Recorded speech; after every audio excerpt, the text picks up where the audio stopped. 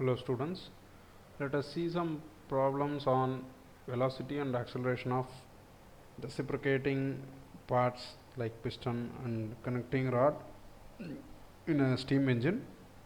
So we have derived these formulas earlier. Uh, I would like you to please note down these formulas in your notebook before we actually move on to solve the problems, because you cannot remember everything. These formulas are very important for solving the problems. Okay, so please note down these four results are what you have obtained from the previous derivation: inertia, forces and reciprocating parts. Okay, please note down. Now let us move on to the first problem. Okay, so the question reads: if the crank and the connecting rod are 300 mm and 1 meter long respectively, the crank rotates at a constant speed of 200 rpm. Determine the crank angle at which maximum velocity occurs. Second question: maximum velocity of the piston. Okay, so the question has two subdivisions. Let us solve it one by one. Now let us list down the given data. So what are all the things given in the question? First thing which is given in the question is the crank radius is mentioned as 300 mm. So crank radius or length of the crank, both are same, represented by symbol R is equal to 300 mm, which is converted into meter, 0.3 meter. Again, next to the 1 meter length for the connecting rod. Okay, so L is equal to 1 meter. The crank rotates at a speed of 200 rpm. Direction is not mentioned. So N is equal to 200 rpm, and we conventionally use the angular velocity in form of omega, not R. So omega is 2 pi n by 60. You know this. So substitute in place of n 200 and calculate the value of omega to be 20.95 radians per second. Okay. So now let us go into the problem. The first topic: crank angle at which the maximum velocity occurs. So before doing the problem, first I am going to declare some variables. Okay, first thing I am going to consider the value, the angle at which your maximum velocity of piston occurs to be theta. Theta is where is this theta located? You should not forget. I think you should be remembering from the previous derivation. That's why I asked you to study the derivation. So this is your piston, okay, connecting rod and your crank, the crankshaft. So this is your axis of reciprocation. So it's a very rough sketch. Okay, I'm doing it with bare hands. So this is your theta, crank inclination from the horizontal, and this is your phi. Okay, so this theta I am telling. The crank angle at which a maximum velocity of piston occurs is assumed to be theta. Okay, so that is the first assumption. Please understand that. Let us say the crank is going around like this. At some particular position, the piston is going to have the maximum velocity V max. Okay.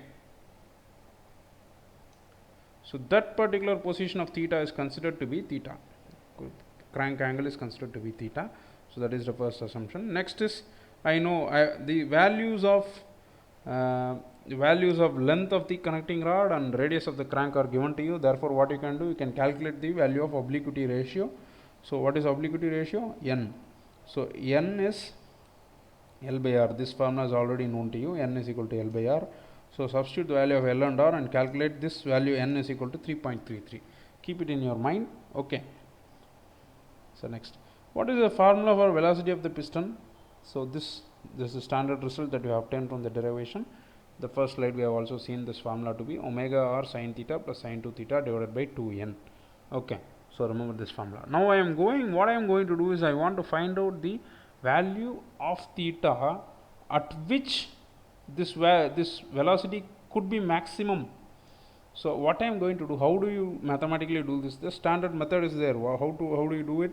For maximum velocity of the piston, you normally differentiate a function and equate it to 0 to find its maximum and minimum. This is a standard technique used you know this for a very long time. You have been doing this for a very long time. Differentiate this function, equate it to 0, you will get two probable values, one of which is maximum, the other will be minimum. Okay. So I am going to differentiate this velocity formula with respect to time. Okay, so how do you differentiate it? Let us see this. So differentiation is very simple. Okay, you see here omega and r are constants, so keep it aside. So sin theta, if you differentiate, it becomes cos theta. Okay, and similarly sin 2 theta becomes 2 cos 2 theta. All the other factors remain the same. So omega into r cos theta plus 2 cos 2 theta divided by 2n equal to 0, which is first step differentiation. Okay, I have differentiated the velocity function and equated it to 0. Okay, right? I think you understand this. Let's move on. So from the basic trigonometric relations, cos 2 theta, this is a simple formula from your 11th or 12th standard trigonometry textbook. Cos 2 theta equal to 2 cos square theta minus 1. Okay, this is a simple formula. Just I am going to put this formula here in place of cos 2 theta. Okay, so just substitute cos 2 theta equal to cos square theta minus 1 in the above expression. What will happen? Omega square r cos theta plus, in place of 2 cos 2 theta, this expression will come. Okay, 2 cos square theta minus 1 in place of, you just compare this expression with, in place of cos 2 theta. Okay, I am going to put 2 cos square theta minus 1 in this expression. Okay, therefore what will happen? I will get this. So omega r cos theta plus 2 into, in place of cos 2 theta, 2 cos square theta minus 1 divided by 2n equal to 0. Okay. So again what will happen? I am going to simplify this. You can cancel the 2's. Okay, I can strike this 2 out. Correct? This can be cancelled. But still the n remains in the denominator. That's what I have done here. Okay. Next step is, I am going to take an LCM of the n. So take an LCM of the n, multiply the n to the previous term, which, so take n, this cos theta does not have n in the denominator, so when I take the LCM, this is multiplied here. Okay, so n cos theta plus 2 cos square theta minus 1 whole divided by n. Now send this n to this side, the n will become 0. Therefore you will get a simplified quadratic equation, n cos theta plus 2 cos square theta minus 1. N has become 0 since I have sent it to the right side. It is multiplied with 0 and it has become n. Okay, so now I am going to rearrange this equation into a proper quadratic equation, name it as equation 1. What is the quadratic equation? Just rearrange it. Highest power in the first place, 2 cos square theta plus n cos theta minus 1 equal to 0. Both are same. Okay, this equation and this equation are exactly same. I have just rearranged the equation in terms of order. Okay, now I am going to find out the roots of the equation. Okay, so how do you do it? So we have a standard mathematical formula, minus b plus or minus root of b square minus 4ac divided by 2a. What are all this b, a, all this? So coefficient of the x square are in this here cos theta is the x. So cos square theta oda coefficient is 2. So this is taken as a. Okay, and cos theta, coefficient of cos theta is n, so it is taken as b, and the constant term is taken as, along with the minus symbol. If you have a minus symbol, you have to consider the symbol also. It is taken as c. Okay, so that's what I have written here. Take a is equal to 2, b is equal to n, which in turn means what? N is 3.33, we have already calculated. C is minus 1. Okay, so take all these values and substitute it in the above formula here. Or this can be directly done in your calculator. Go to the equation mode, switch on your calculator, press mode 3 times. You can select the equation mode, and the equation mode you can select degree function 2 degrees. There if you enter these ABC values, you will get the roots directly, or you can substitute the values here and calculate it. Okay, so cos theta equal to minus b plus or minus root of, in place of b I am putting n, in place of a I am putting 2, in place of c I am putting minus 1, don't forget. So therefore minus b, in place of b I am putting minus b plus or minus root of b square.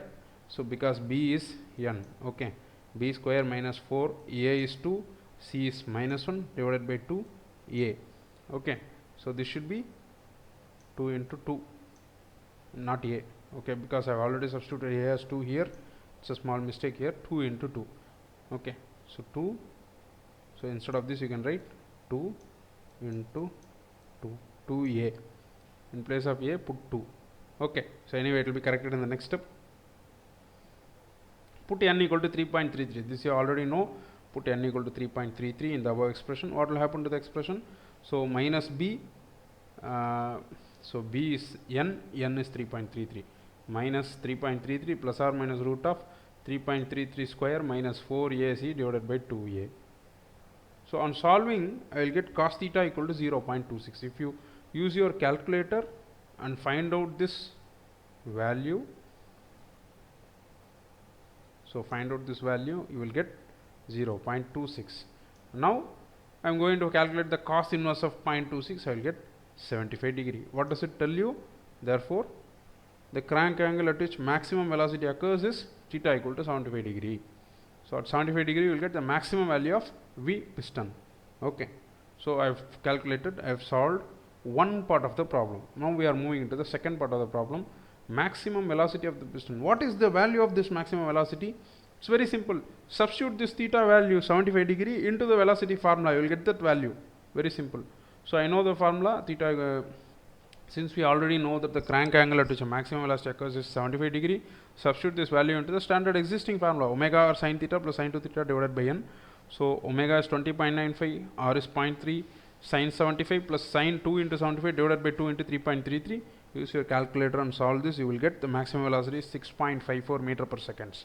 Okay, so that is the end of the problem.